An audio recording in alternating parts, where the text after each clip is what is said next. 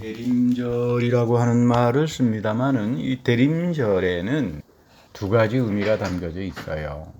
하나는 마지막 때 주님께서 심판의 주님으로 오신다고 우리가 흔히 생각하지만 틀린 말은 아니지만 마지막 때 우주적인 차원에서 일어나는 부활입니다.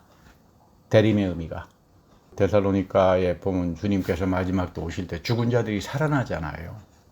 가장 중요한 건 대림의 의미는 부활이에요. 그런데 그 마지막 때 일어나는 부활에는 영원한 생명과 하는 축복도 있지만 심판받기 위해서 나오는 부활도 있을 겁니다. 그런가 하면 두 번째 대림의 의미는 부활의 그리스도가 그분의 약속을 쫓아서 말씀과 성만찬과 예배의 축복에 들어오는 자들을 위해서 우리의 속사람을 살려냅니다. 부활입니다. 부활은 마지막 때 죽어서 나타나기도 하지만 이미 내 안에 예수 생명이 살아납니다. 이게 대림의 두 번째 의미입니다. 그러니까 우리가 대림이라고 할 때 조심해야 되는 건 죽어서 내 영혼이 하늘나라 가나 이런 말 성경에 없습니다. 몸의 부활을 믿어요. 그 몸의 부활이 단순히 미래의 주님께서 오셔서 모든 생명들을 살려내는 부활뿐만 아니라 오늘 남겨진 자로서 이 예배 속에서 하나님 마음에 합한 자로서 살아가는 남은 자들에게 대림의 축복이 주어지는데 그게 너의 겉사람은 후패하지만 속사람이 살아난다. 부활의 생명을 체험하는 것, 이것이 아주 중요한 대림절의 의미라는 이야기입니다. 우리가 이런 인생이 되기 위해서는 교회 안에서 우리가 가장 소중하게 배워야 되는 것은 나의 생각이 아닙니다. 나의 생각, 나의 경험, 그거 아무런 중요하지 않습니다. 하나님의 길이 어디에 있는가? 교회는 죽을 때까지 이스라엘이 광야 생활 40년이라고 생각하면 딱 맞아요. 이 속에서 나의 길을 쫓아갔던 사람들은 다 심판당하고 무너졌지만 하나님의 길, 하나님의 토라, 하나님의 약속을 묵묵하게 순종하고 왔던 사람들은 복된 길로 갑니다. 이게 교회예요. 그래서 성경에서는 가장 중요하게 여기는 교회가 광야교회입니다. 예루살렘 성전도 아닙니다. 에스겔 성전도 아닙니다. 광야교회예요. 그러니까 우리가 신앙생활을 하는 이유는 왜 예배를 소중하게 여기나 하면 나의 옛 생활에서 새로운 생활로 전환하는 거예요. 믿음이라고 하는 것. 그래서 믿음은 나 믿는다 해서 끝나는 것이 아니라 믿음에서 믿음으로 진행형으로 계속 진보하는 거예요. 나 은혜 한번 받았다 해서 끝나는 것이 아니라 은혜 위에 넘치게 은혜대로. 오늘 그 에베소서 3장 20절과 21절 말씀에 보면 우리 사도 바울 선생이 참 엄청난 이야기 하죠. 우리 가운데서 역사하시는 능력대로 내가 구하거나 생각하는 것은 모든 것에 더 넘치도록 은혜 위에 은혜, 믿음 위에 믿음 능히 해주시는 이에게 하나님에게 교회 안에서와 그리스도 예수 안에서 영광이 되도록 영원무궁하기를 원하노라. 이것이 여러분들의 믿음의 축복이라 해야 되고 우리 교회의 축복이라 해야 돼요. 믿음에서 믿음으로 영광에서 영광을 더하는 이 축복은 과연 무엇일까? 나는 교회 생활이라고 하는 게 다른 게 아니라 광야 생활이로구나. 그리고 나는 하나님이 원하는 길을 쫓아가야 되는구나. 교회를 다닌다 그래서 구원받는 게 절대로 아닙니다. 교회 안에서 광야의 생활 속에서 구원을 받았던 사람들의 삶을 본받고 살아가는 것. 그래서 사도 바울도 늘 이야기하는 게 광야의 사건들이 너희들의 믿음의 표본이 된다. 그렇게 이야기하는 겁니다. 근데 광야의 교회에서 왜 그렇게 사람들은 타락을 하고 빗나가고 하나님 마음에서 빗나갔을까? 탐욕 때문입니다. 나의 욕망을 성취하기 위해서 우상을 만듭니다. 거기에 끌려다닙니다. 근데 여러분 우상이라고 하는 건 무서워요. 거기에 한번 잡히면요. 탐욕이라고 하는 우상에 잡히면 있죠. 그 탐욕이 나를 끌려다니게 하고 나를 종처럼 질질 끌어가지고 사로잡히게 한 다음에 결국은 망하게 만듭니다. 이거 성경이 항상 하는 이야기인데 오히려 신앙교회 안에 가서 보면 탐욕으로 넘친다 이 말이에요. 그러다가 보니까 사도 바울이 이야기하는 게 이 탐욕이 우상숭배다. 무섭다. 요즘 보니까 유럽에서는 뭐 전쟁으로 인해서 앞으로 돈 많은 사람들, 대기업 사람들에게 그리디머니, 너는 돈을 여기까지 이상은 벌지 못해. 선을 긋자. 너희들이 이 전쟁에서도 엄청나게 돈을 버는 거부들 때문에, 올리가키 같은 사람들 때문에 이 시민들의 삶들이 죽어나니까 오히려 독일 교회가 돈을 여기 이상은 벌지 못합니다. 좀 그런 운동을 한다는 말을 하는데, 글쎄요. 뭐 그것이 얼마나 가능할런지는 모르지만 유럽 정도니까, 오랜 기독교의 전통이 가치가 몸에 배어있는 나라니까 아마 그런 운동도 가능하지 않겠나 하는 그런 생각을 해봅니다. 우리 이사야서 46장에 가서 보면요, 이런 말이 나와요. 너희들이 태어날 때 하나님에게 안겼다. 태에서 태어남으로부터 내게 엎혔다. 너희들은. 참 엄청난 말이에요. 우리가 두 가지를 조심해야 됩니다. 문자주의적으로 성경 해석했다간 큰일 납니다. 문자대로 믿어야 돼. 그게 좋은 믿음이야. 그럼 여러분 오른손이 범죄하면 왼손 잘라버리라 그러는데, 그러면 여러분 손 남아난 게 아무것도 없겠죠. 그러면서 문자주의적으로 믿는 거, 문자주의로 믿지도 않으면서 문자주의로 믿어야 된다고 거짓말하는 사람들이에요. 그러니까 악어 엉터리야, 잘못된 거야. 그러니까 이제 우리는 다 하나님 말씀은 다 은유적인 거고 다 비유적인 거야. 문자하고 나무는 상관이 없어. 이것도 참 어묵합니다. 성경의 모든 언어는 체험의 언어예요. 이 이스라엘이 정말로 하나님께서 나를 업어주셨구나, 이 다 죽는 상황에 하나님께서 어머니처럼 나를 품어서 업어주셨구나라고 하는 역사적 체험, 또는 개개인의 경험과 체험 속에서 표현되는 언어입니다. 이거는 문자주의도 아니고 무슨 비유적이다, 우리 시대의 문화에 맞지 않으니까 이건 이런 이야기가 아니라, 성경의 모든 언어는 무슨 언어다? 체험의 언어입니다. 여러분들의 인생 속에서도 참 내가 다 죽게 생겼구나, 그러나 하나님께서 나를 업으셔서 이 어려운 일을 해결해 주셨다, 이거를 경험한 사람들은 이 말씀을 믿지 말라 그래도 믿는 겁니다. 이게 영적 지식이에요. 이런 영적 지식을 기초로 믿음이 나가야 되는데, 영적 지식이 없다가 보니까 이스라엘 백성들은 망하는 거예요. 다시 한번 여러분이 이해해야 됩니다. 영적 지식은 살아계신 하나님에 대한 체험에 기초한다. 꼭 붙들고 있어야 돼요. 이것이 나의 믿음을 복되게 만들어 가는 겁니다. 하나님의 업혔다. 이게 여러분 하나님의 자녀라고 하는, 백성이라고 하는 개념에 권세를 준다는 거죠. 하나님의 자녀가 된다는 말, 하나님의 백성이 된다는 말은 이런 엄청난 은혜의 체험이 있구나, 이것이 나를 권세를 갖게 하고 권위를 갖게 하고 능력을 갖게 하는구나. 우리 예수님도 거듭났다라고 하는 말 하잖아요. 흔히 미국은 본어게인 크리스찬 문화가 있어가지고 저보고도 와서 목사님 본어게인 했습니까? 이렇게 물어보시는 분이 있어서 전 안 했다 그랬습니다. 저는 본어게인의 권세를 가지고 사는 사람이다, 이렇게 말을 한 적은 있습니다. 여러분, 이건 너무 지식이 경박해지면 믿음이 뭔지도 모르고 하나님 말씀 전혀 우리에게 먹혀 들어오지 않으면 결국은 탐심, 자기 이기주의, 자기 경험주의에 다 빠져버리고 결국은 이스라엘 백성처럼 그 갈 길로 가게 되는 겁니다. 그러니까 나는 하나님으로부터 엄청난 은혜를 체험하지만 내 삶이 변화되는, 나를 쳐서 복종시키는, 내 탐욕과 얌체주의와 이기주의를 쳐서 복종시키는 이것이 없으면 은혜는 다 헛되게 되고 마는 거죠. 나는 왜 은혜는 강구하면서, 많은 사람들이 은혜를 사모하면서 나는 나의 잘못된 생각이랄지 잘못된 지식이랄지 편견이랄지 이런 것들을 끊임없이 성찰하고 복종시키고 이렇게 살지 못하는가? 나태해서 그래요. 영적으로 게으릅니다. 영적으로 나태해요. 우리 마지막 시대의 가장 무서운 죄악은 영적인 나태함들이에요. 아무리 수없이 하나님의 말씀을 들어도 나태해요.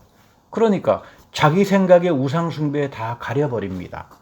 믿음에서 믿음으로, 은혜에서 은혜로, 우리가 생각하는 것 이상으로 넘치도록 능하게 해주시는 하나님을 절대로 만나지 못합니다.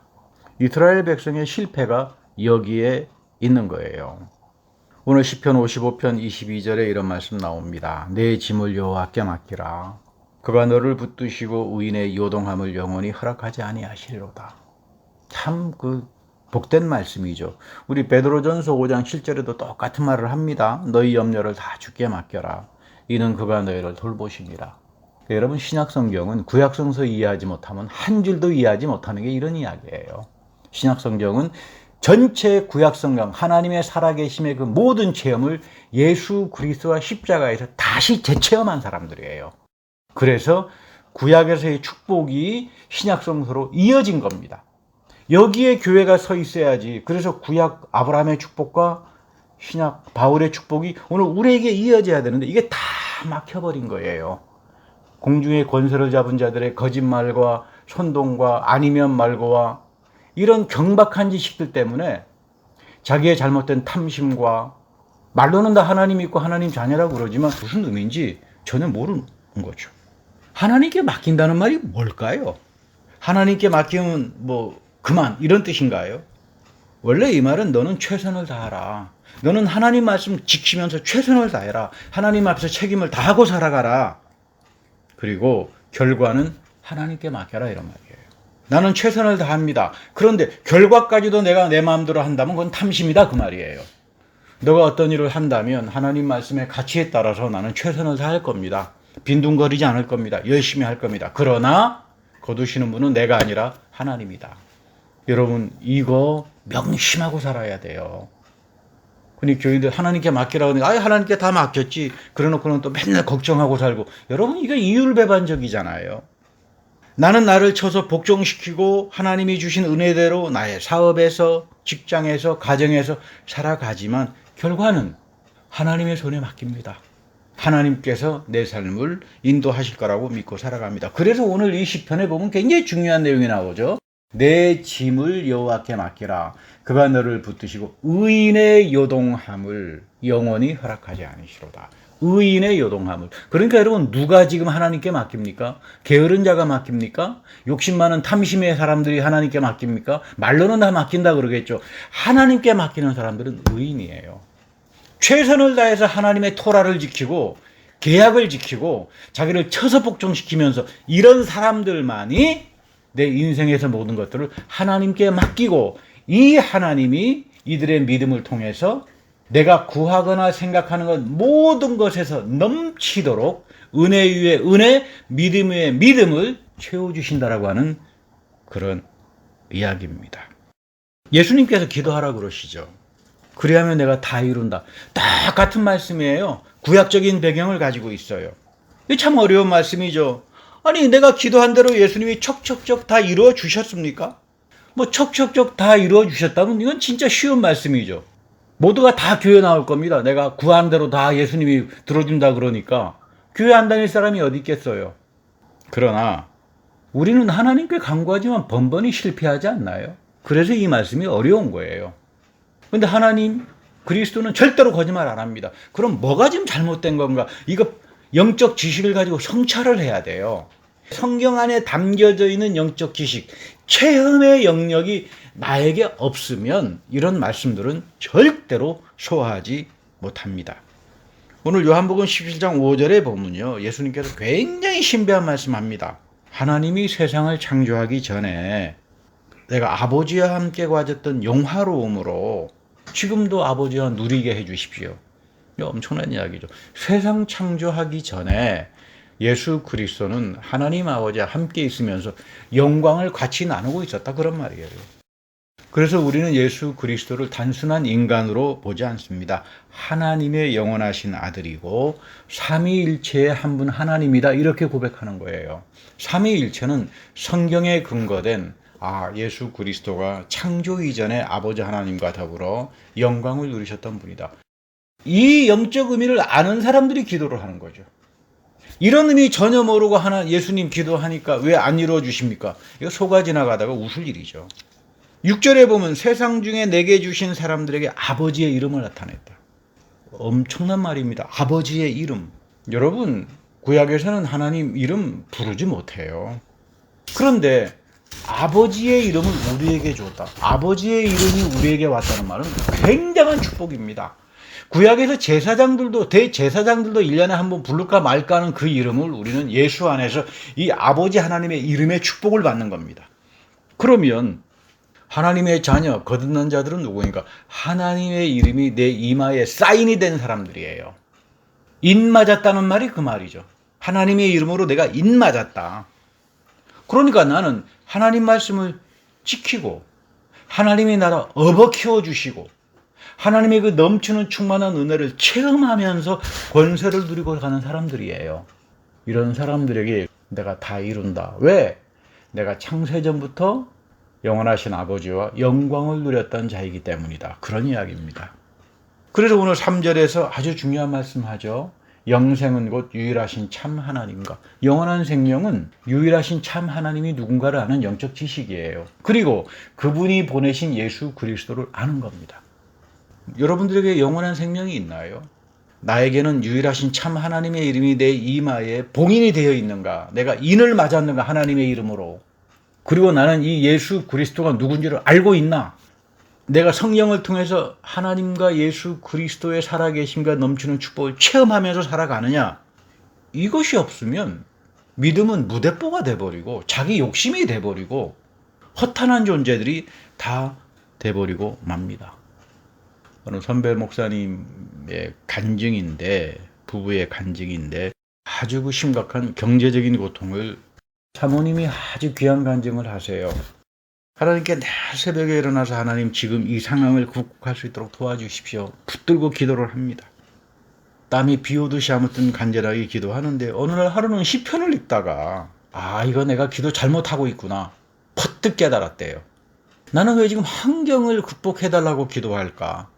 환경이 나아진다고 나의 문제가 해결되는 걸까?